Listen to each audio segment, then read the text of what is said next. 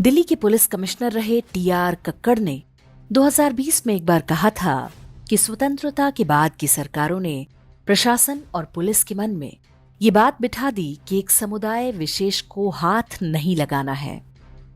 बीते वर्षों में ये स्थिति बदली है। 36 साल की आईपीएस की नौकरी में मैंने इस चीज को भुगता है। जामा मस्जिद के मौलाना बुखारी पर दंगा भड़काने के ढेरों केस हमने दर्ज किए, लेकिन एक पर भी हमें कार्रवाई नहीं करने दिया गया।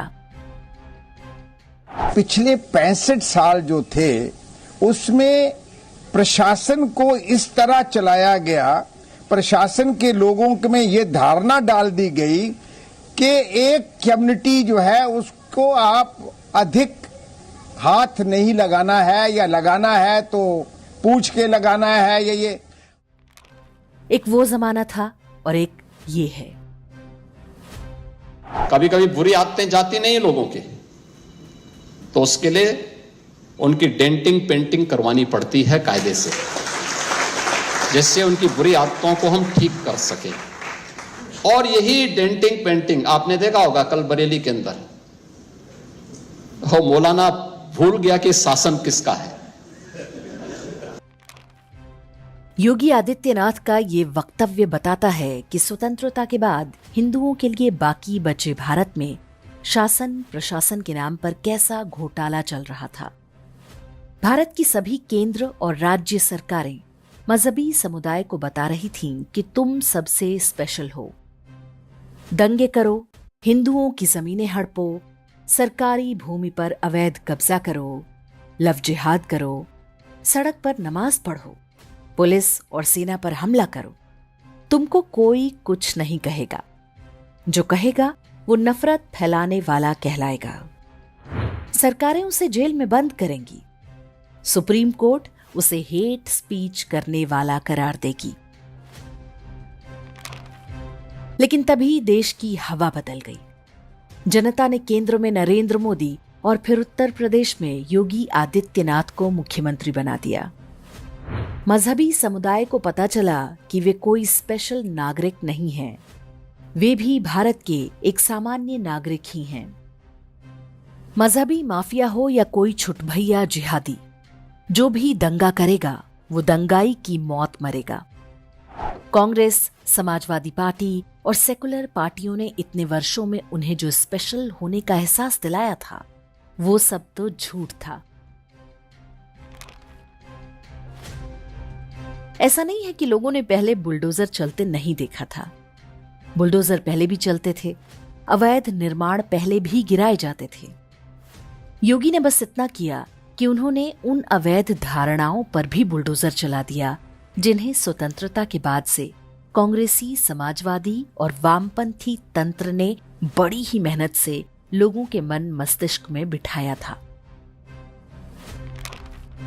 80% हिंदू जनसंख्या वाले भारत में एक मजहब विशेष के लोग सरकारी भूमि, निजी उद्योग धंधे सब पर बारी बारी कब्जा कर रहे थे। पूरे 75 साल से मजाल जो कहीं कोई स्वर विरोध में उठ जाए। सरकारी तंत्र जिसका मूल कार्य ही है भूमि की कस्टडी और लैंड रिकॉर्ड्स को अप टू डेट रखना। मुल्ला जी बारी बारी सब कुछ हड़पते जा रहे थे। हजारों एकड़ वन भूमि से लेकर नदी, नाले, पहाड़, सड़क, फ्लाईओवर, मंदिर और यहां तक कि हिंदुओं के घर और गांव भी। राजनीतिक पार्टियां, हिंदू संगठन, जातियों की राजनीति करने वाले नेता, सीबीआई, सीजेआई, सीएजी सब शांत। ज़कात का पैसा सबके काम आ रहा था। सब कुछ आराम से चल रहा था।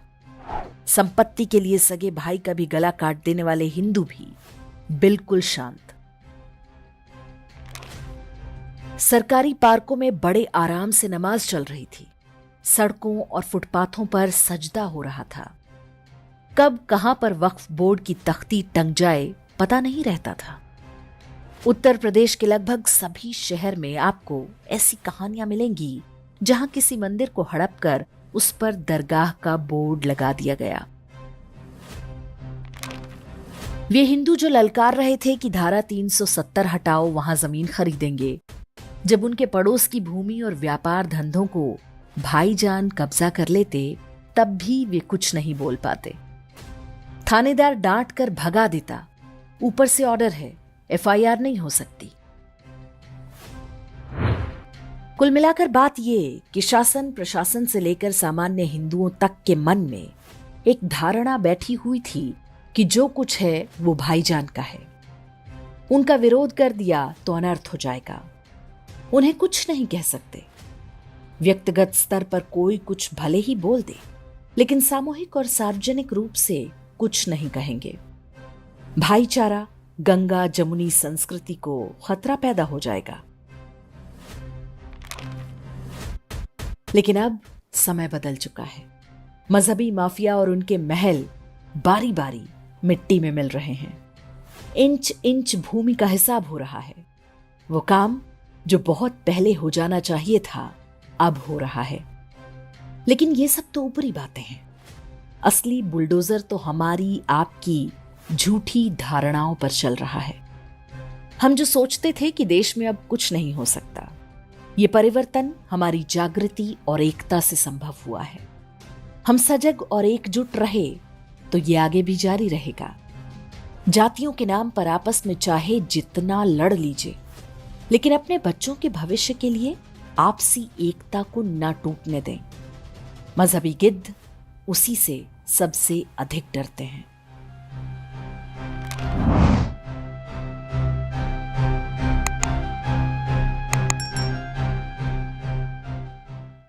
इंडेक्स ऑनलाइन के वीडियो समाज को समर्पित हैं।